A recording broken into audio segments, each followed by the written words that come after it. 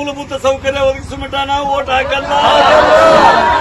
ಧಾರವಾಡ ಜಿಲ್ಲೆಯಲ್ಲಿ ಅಣ್ಣಿಗೇರಿ ಪಟ್ಟಣದಲ್ಲಿ ಈವರೆಗೆ ಆದಿವಾಸಿ ಹರಣ ಶಿಕಾರಿ ಸಮಾಜದವರಿಗೆ ಯಾವುದೇ ಮೂಲ ಸೌಕರ್ಯಗಳು ಸರ್ಕಾರದಿಂದ ದೊರೆಯುತ್ತಿಲ್ಲ. ಈ ಹಿಂದೆ ಬಸವರಾಜ ಬೊಮ್ಮಾಯಿ ಅವರು ಮುಖ್ಯಮಂತ್ರಿಯಾಗಿದ್ದಾಗ ಶಂಕರ್ ಪಾಟೀಲ್ ಮುನೇನಕೊಪ್ಪ ಸಚಿವರಾಗಿದ್ದರು. ಆ ವೇಳೆ ಆದಿವಾಸಿ ಜನಾಂಗಕ್ಕೆ ಕಾಯಂ ಸೂರು ಒದಗಿಸಲು 60 ಲಕ್ಷ ಅನುದಾನ ಬಿಡುಗಡೆಗೊಳಿಸಿದ್ದಾರೆ.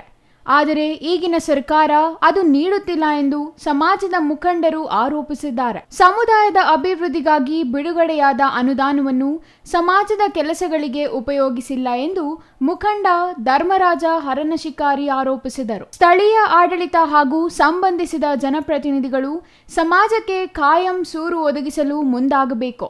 ಇಲ್ಲವಾದಲ್ಲಿ ಮುಂಬರುವ ಎಲ್ಲ ಚುನಾವಣೆಗಳನ್ನು ಬಹಿಷ್ಕರಿಸುವುದಾಗಿ ಸರ್ಕಾರಕ್ಕೆ ಎಚ್ಚರಿಕೆ ನೀಡಿದ್ದಾರೆ. ಅಣ್ಣಿಗೇರಿಯ ಆದಿವಾಸಿಗಳಾದ ನಾವು ಮುಂಬರುವ ಚುನಾವಣೆಯನ್ನು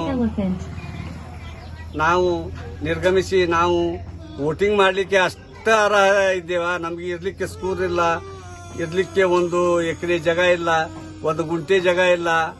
ನಾವು 3 ಸಲ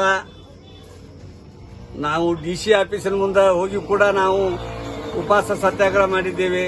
ವಿವೇಕಾನಂದ ಸರ್ಕಲ್ದಲ್ಲಿ ನಾವು ಸತ್ಯಾಗ್ರಹ ಮಾಡಿದ್ದೀವಿ.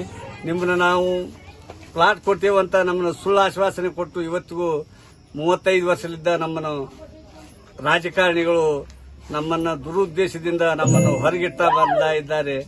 ಅದಕ್ಕೋಸ್ಕರ ದಯವಿಟ್ಟು ಸನ್ಮಾನ್ಯ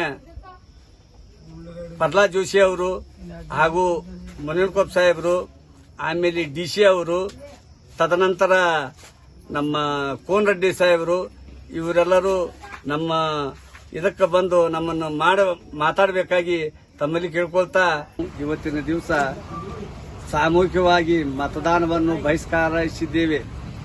ಯಾಕಂದ್ರೆ ನಮ್ಗೆ ಮೂಲಭೂತ ಸೌಕರ್ಯಗಳನ್ನು ದೊರಕ್ತಾ ಇಲ್ಲ ಹಾಗೂ ನಮಗೆ ಒಂದು ಸೂರು ಕಲ್ಪಿಸುವಲ್ಲಿ ಕೇಂದ್ರ ಸರ್ಕಾರ ಆಗಲಿ ಕರ್ನಾಟಕ ಸರ್ಕಾರ ಆಗಲಿ ನಮ್ಮನ್ನ ಇವತ್ತಿಗೂ ವಿಚಾರ ಮಾಡ್ತಾ ಇಲ್ಲ. ಅದಕ್ಕೋಸ್ಕರ ನಾವು ಮತದಾನವನ್ನು ಈ ಸಲ ಬಹಿಷ್ಕಾರ ಮಾಡ್ತೇವೆ ಅಂತ ಪ್ರಮಾಣವಾಗಿ ಹೇಳ್ತಾ ಇದ್ದೇವೆ. ಇದು ಸತ್ಯ ಸತ್ಯ ಸತ್ಯ. ಇನ್ನು ಈ ಸಂದರ್ಭದಲ್ಲಿ ಸಮಾಜದ ಮುಖಂಡರು ಉಪಸ್ಥಿತರಿದ್ದರು. ಪ್ರತಿಭಟನಾ ಸ್ಥಳಕ್ಕೆ ತಹಸೀಲ್ದಾರ್ ರಾಜು ಮಾವರಕರ ಹಾಗೂ ಪುರಸಭೆ ಮುಖ್ಯಾಧಿಕಾರಿ P. ಶಿವಪ್ರಸಾದ್ ಭೇಟಿ ನೀಡಿ ಮನವೊಲಿಸುವ ಪ್ರಯತ್ನ ಮಾಡಿದರೂ ಯಾವುದೇ ಪ್ರಯೋಜನವಾಗಲಿಲ್ಲ. Kiran Kumar Pujar, CTV news, Annigeri.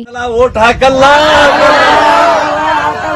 ಈ ಸಲ ಓಟ್ ಹಾಕಲ್ಲ, ಈ ಸಲ ನಾವು ವೋಟಿಂಗ್ ಮಾಡುವುದಿಲ್ಲ.